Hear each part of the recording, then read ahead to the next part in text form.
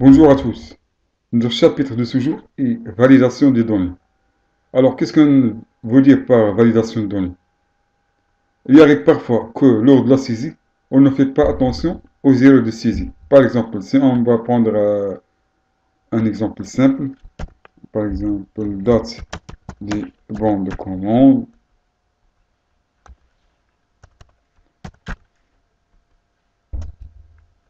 numéro des bons de commande, désignation, par exemple, montant. Donc, on a presque 4 types de données. On a la date des bons de commande format date, on a le nombre des bons de commande format numérique, la désignation format texte et le montant format monétaire. Par exemple, si on va saisir comme exemple, par exemple, le 3 5 2012, numéro de bon de commande, c'est par exemple désignation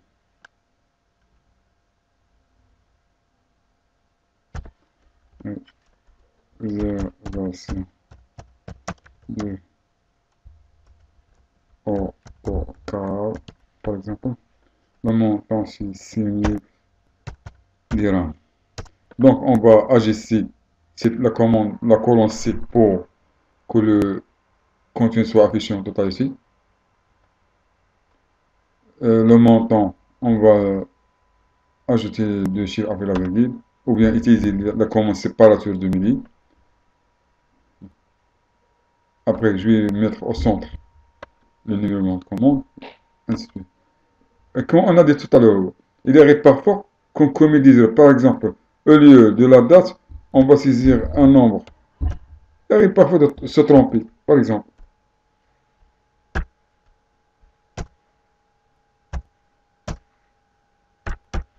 au lieu d'avoir une date, on a saisi le numéro de commande. Et au lieu du numéro de commande, on a saisi une date. Donc, Excel dispose des moyens pour contrôler la saisie des données. C'est-à-dire, si on prend l'exemple qu'on a dessus, je vais cocher la colonne entière, je vais sélectionner la colonne entière pour que toutes les données de cette colonne seront contrôlées par la commande qu'on va avoir maintenant. Je vais cliquer sur le menu données, puis validation des données, le menu données, puis validation des données encore. Donc, cette boîte de dialogue contient 3 onglets. Options, message d'erreur, alerte d'erreur. On va prendre le premier onglet, puis on a une petite liste qui se compose de plusieurs éléments. Je vais sélectionner date. Tant qu'on a date dans la colonne A, donc on va choisir la ligne date. Et il y a des options comprises entre, c'est-à-dire c'est la date qu'on va saisir dans cette colonne est compris entre une date et une date, je vais sélectionner une comprise entre. Sinon, non comprise égale à, différent de supérieur à, et ainsi de suite. Pour laisser le champ libre, mais à condition qu'il soit de type date, je vais cliquer sur non comprise entre ou bien supérieur à. C'est-à-dire si une fois je clique sur, une fois je saisis une valeur inférieure à cette date qu'on va saisir maintenant, par exemple le 1 2012, si je saisis une valeur qui est supérieure à cette date, un message d'erreur doit être s'afficher. Sinon, je sélectionne non comprise entre, et comme ça, on va saisir encore une autre date. Maintenant, après avoir sélectionné le type qui est date, ainsi que le C, c'est-à-dire que la date saisie doit être supérieure au 1 2012. Après, on va choisir, deuxième onglet, message d'erreur suivant. Ou bien, je vais directement vers alerte d'erreur pour sélectionner les comptes soit arrêt, soit avertissement, soit information.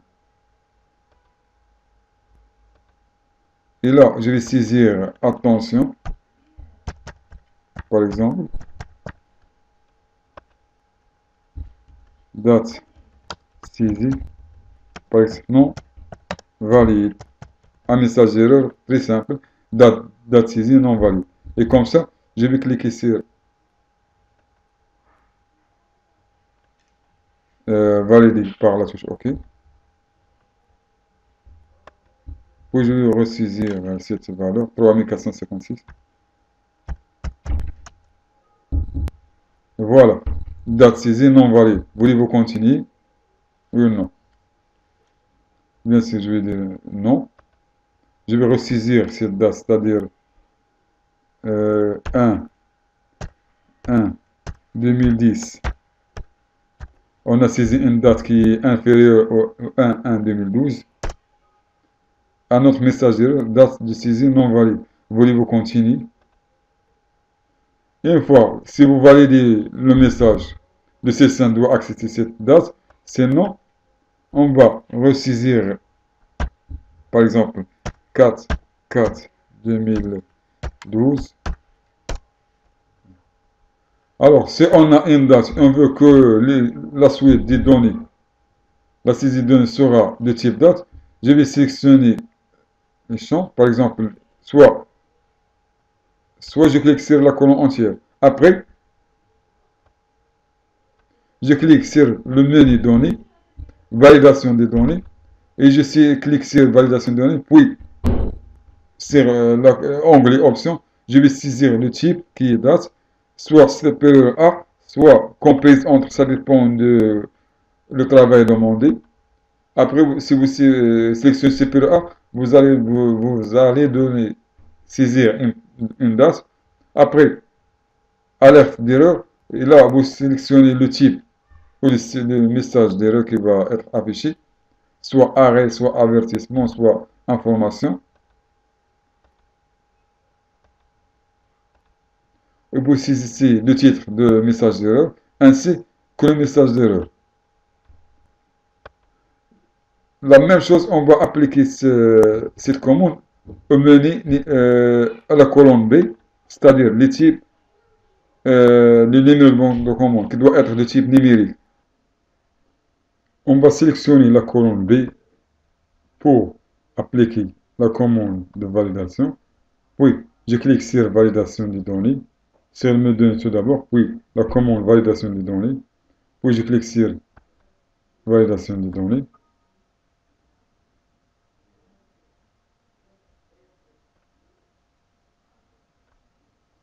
Après, je vais cliquer sur le premier onglet pour saisir par soit nombre entier, soit nombre décimal. C'est ça qu'il soit de type numérique. Après, supérieur ou égal. Par exemple, on va prendre une valeur minimale, c'est-à-dire supérieur à 0. Après, sur l'onglet alerte d'erreur, je vais sélectionner le type de message, soit arrêt, soit avertissement, soit information. Puis, le titre du message. Et ici, le message d'erreur.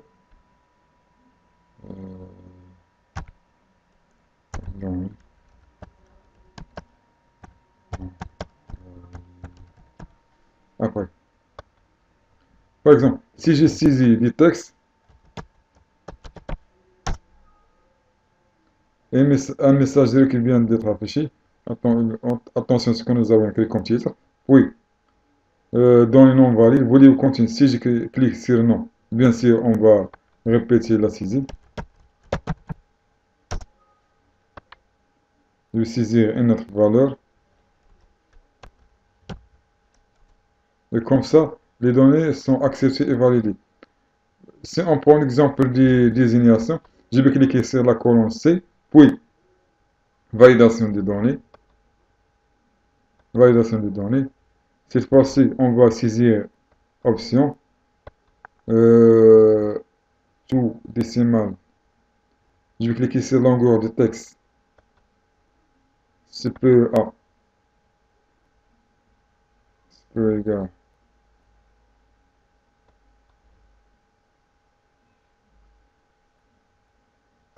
ou bien inférieur ou égal à, inférieur ou égal à, c'est-à-dire qu'on va saisir, mais le nombre de caractères est limité, par exemple 25 caractères. Après, on va laisser le même message, même titre, attention, données non validées.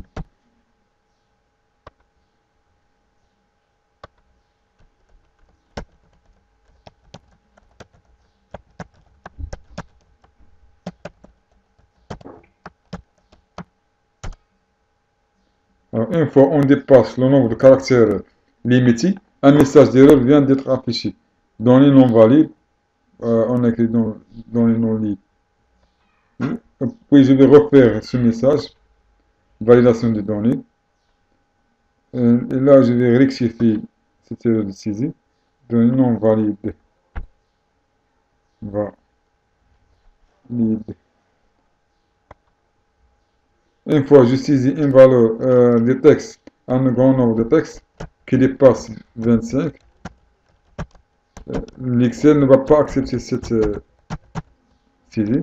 Puis un message d'erreur vient d'être affiché. Essayer.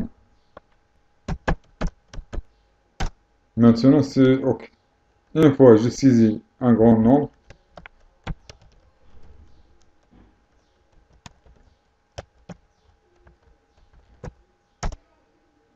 et comme ça,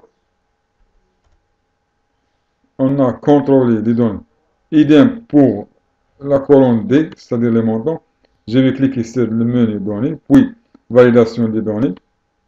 Validation des données. Oui. Là, on va saisir décimal. Toujours décimal. CPA pour ne pas avoir des valeurs négatives. Après, le message d'erreur.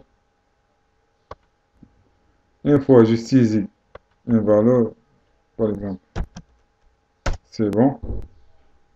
Des textes. Ici. Une fois je saisis de texte dans une colonne qui est de type numérique, un message d'erreur s'est affiché.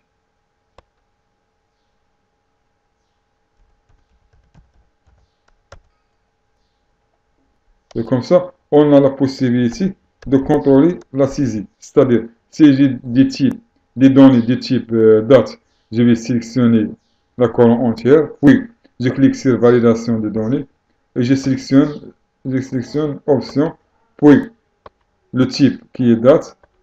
S'il s'agit d'une période déterminée, c'est-à-dire la date saisie doit être comprise entre une date et une date, je vais cocher comprise entre, et là je vais saisir les deux valeurs, les deux dates, date début, date fin. Sinon, si la date est supérieure à une date, je dois sélectionner la ligne qui convient nos données. Alors, si les données sont de type numérique, je vais saisir décimal ou nombre entier et vous appliquez comme on avait dans cet exercice.